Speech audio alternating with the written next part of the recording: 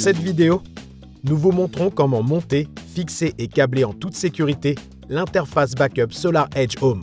Dans l'exemple, nous nous concentrerons sur le produit triphasé et mettrons en évidence les changements nécessaires pour l'installation du produit monophasé. Voici les outils dont vous aurez besoin pour la procédure. Voyons maintenant le contenu de l'emballage. L'interface backup, un support mural, un support inférieur et un guide d'installation. Placez le support de montage contre le mur, mettez-le à niveau et marquez l'emplacement des trous de perçage. Après avoir percé les trous et inséré les chevilles, montez le support. Utilisez au moins 2 trous pour le support. Si vous n'utilisez que 2 trous, utilisez ceux de gauche et de droite. Vérifiez que le support est fermement fixé à la surface de montage. Accrochez l'interface backup au support. Placez le support inférieur en position et marquez l'emplacement. Percez le trou et placez une cheville. Placez le support inférieur sur l'interface backup et serrez-le avec une vis. Faisons maintenant connaissance avec l'interface inférieure. Le presse-étoupe de communication, l'interrupteur on-off-P, le presse-étoupe du réseau et enfin le presse-étoupe du câble de charge. À l'aide d'une clé Allen M5, ouvrez les 6 vis du capot.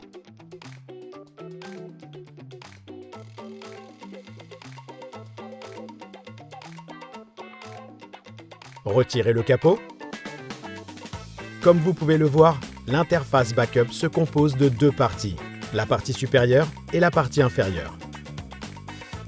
Notez qu'il est interdit et dangereux d'ouvrir la partie supérieure. Seule la partie inférieure est destinée à l'interface utilisateur. À l'aide d'une clé Allen M4, desserrez la vis du couvercle inférieur et retirez le couvercle. Découvrons à présent l'interface utilisateur. La borne supérieure est l'endroit où vous connectez la charge. Le bornier du milieu est destiné au câble du réseau. Les borniers inférieurs sont destinés aux lignes de neutre et de terre. Dans le produit monophasé, vous pouvez voir qu'il n'y a qu'une seule phase. Vous devez la raccorder de la même manière. La borne supérieure est pour la charge, la borne centrale est pour le réseau et la borne inférieure est pour le neutre et la terre. L'interface backup est livrée avec un module de communication réseau SolarEdge Home intégré. Si votre onduleur ou la version du micro-logiciel ne prend pas en charge le réseau SolarEdge Home, utilisez ce connecteur pour câbler entre l'interface backup et l'onduleur.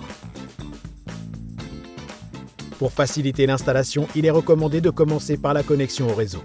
Assurez-vous que le disjoncteur principal du réseau connecté par le câble est éteint. Pour le produit triphasé, le câble de réseau et le câble de charge qui seront connectés doivent avoir un diamètre extérieur de 14 à 25 mm et une section de câble de 6 à 16 mm carrés. Pour le produit monophasé, le diamètre extérieur doit être de 14 à 22 mm et la section de 6 à 25 mm carrés. Commençons par raccorder le câble du réseau à cette borne. Pour le fil de terre, il est recommandé de dénuder l'isolation externe du câble sur 120 à 150 mm. Pour le reste des câbles, 100 mm suffisent. Dénudez ensuite 8 mm de l'isolation interne du câble. Si nécessaire, sertissez les embouts des fils. Ouvrez le presse-étoupe et insérez le câble de réseau.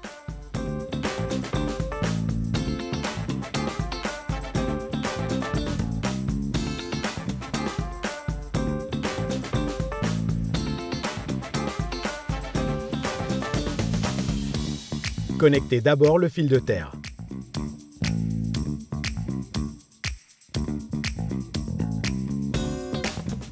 Pour tous les câbles AC, utilisez un couple de 6 Nm.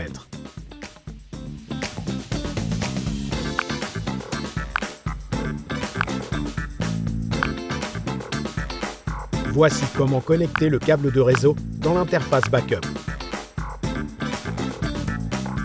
Connectons maintenant le câble de charge à cette borne.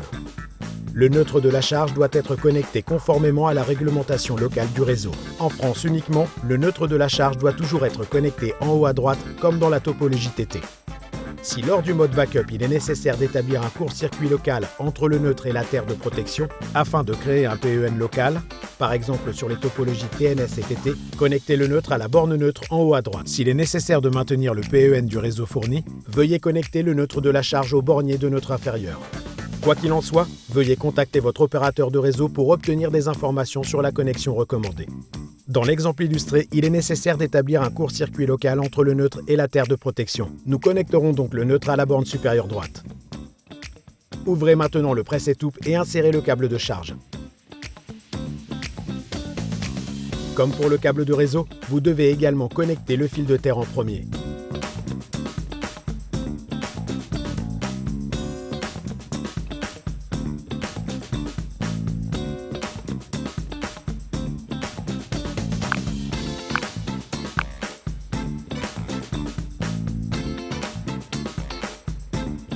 Dans le produit monophasé, la connexion du neutre de la charge a les mêmes deux options que dans le produit triphasé. Si lors du mode backup, il est nécessaire d'établir un court-circuit local entre le neutre et la terre de protection, connectez le neutre à la borne neutre en haut à droite. S'il est nécessaire de continuer à alimenter le réseau en PEN, connectez le neutre de la charge au bornier neutre inférieur. Quoi qu'il en soit, veuillez contacter votre opérateur de réseau pour obtenir des informations sur la connexion recommandée.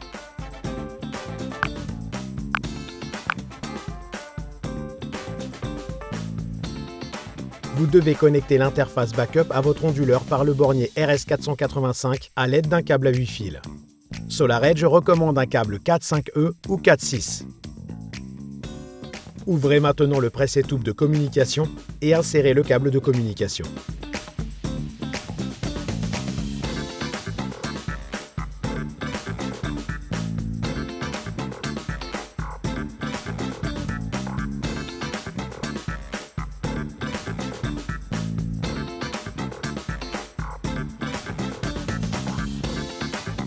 Retirez le connecteur de communication.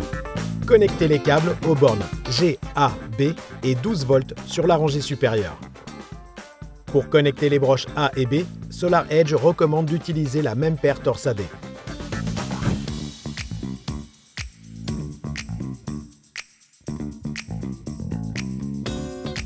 Veillez à effectuer les connexions de la même manière pour l'interface backup et l'onduleur.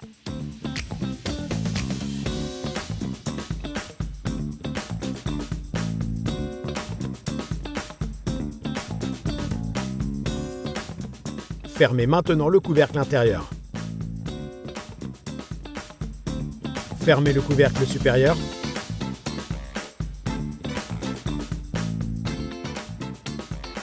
Le tour est joué. Vous avez terminé. Rejoignez-nous pour la prochaine vidéo de cette série où nous vous guiderons pas à pas dans le processus de mise en service de l'interface Backup SolarEdge.